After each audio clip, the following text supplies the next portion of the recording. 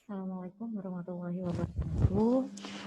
Baik, karena hari ini kita tidak jadi meeting online pukul 2 tadi, dan saya melihat di bab 3 ya, untuk outline penelitian ilmiah masih sangat banyak ya yang salah. Khususnya di bagian bab 3, metode penelitian untuk subbab 3.3, yaitu metode pengumpulan data, populasi, dan sampel penelitian. Ya, kita bahas saja untuk bab 3 ini mengenai metodologi penelitian. Yang pertama tahapan penelitian. Di sini saya punya contoh dari skripsi yang sebelumnya.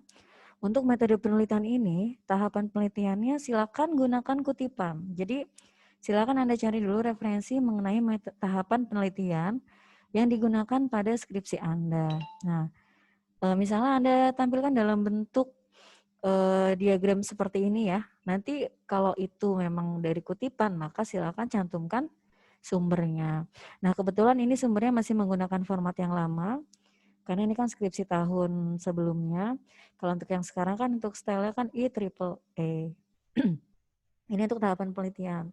Kemudian nanti silakan jelaskan tahapan dari penelitian di gambar ini tuh apa saja, mulai dari identifikasi masalah, studi literatur sampai dengan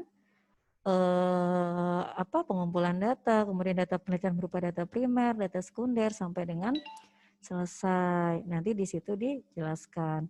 Kemudian untuk yang 3.2 mengenai instrumen penelitian.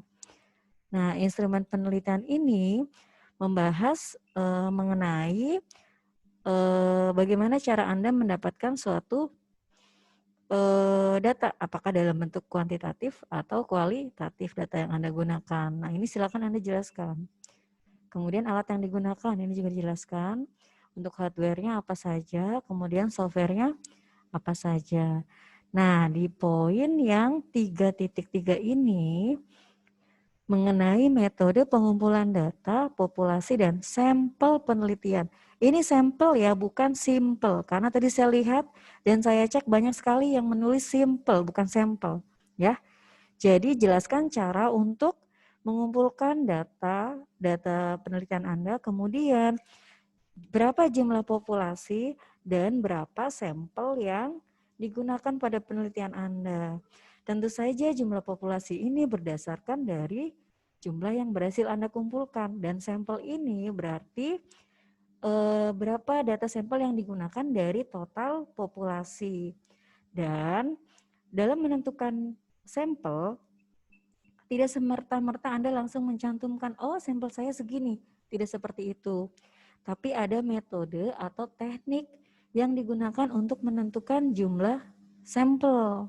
Ya, misalnya gini, di contoh skripsi yang akan saya bahas, misalnya pada populasi suatu apotik, di sini ada 300 nama obat. Kemudian dalam menentukan sampel, sampelnya ini ditentukan berdasarkan teknik samplingnya menggunakan rumus Lovin. Ya, rumus Lovin di mana rumusnya adalah N sama dengan ukuran populasi dibagi 1 plus ukuran sampel dikalikan E, di mana E ini merupakan tingkat kesalahan pengambilan sampel, yaitu 0,1 kuadrat.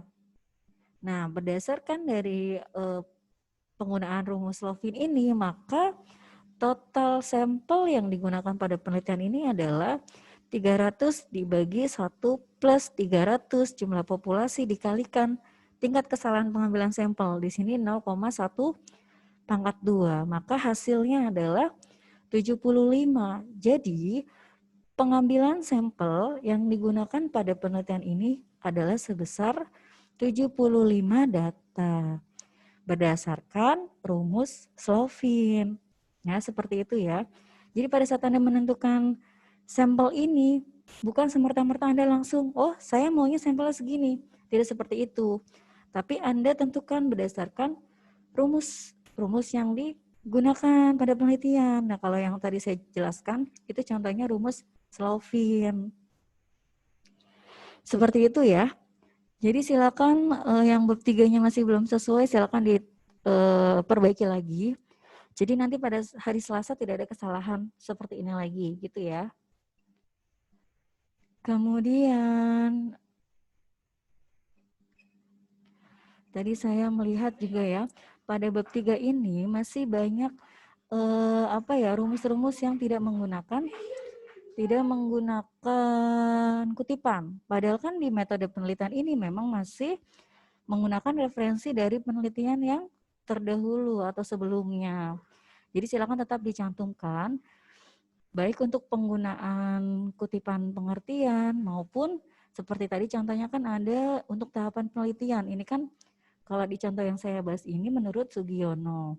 Nah, kalau misalnya Anda menemukan tahapan penelitian versi lainnya, tidak apa-apa, silakan cantumkan asalkan memang ada sumber yang jelas. Seperti itu ya. Sekali lagi saya tekankan, untuk menentukan populasi dan sampel itu tidak bisa Anda tentukan secara pribadi atau saya maunya sampel segini, nggak bisa seperti itu ya. Jadi harus menggunakan teknik atau metode atau rumus yang memang sudah pernah digunakan di penelitian yang sudah ada. Jadi Anda tidak bisa mengarang bebas ya, seperti itu ya. Silakan diperbaiki, kemudian nanti Selasa kita meeting online dan mudah-mudahan tidak ada lagi yang salah-salah. Terima kasih, demikian yang dapat saya sampaikan penjelasan mengenai outline penelitian ilmiah. Saya Ri, Assalamualaikum warahmatullahi wabarakatuh.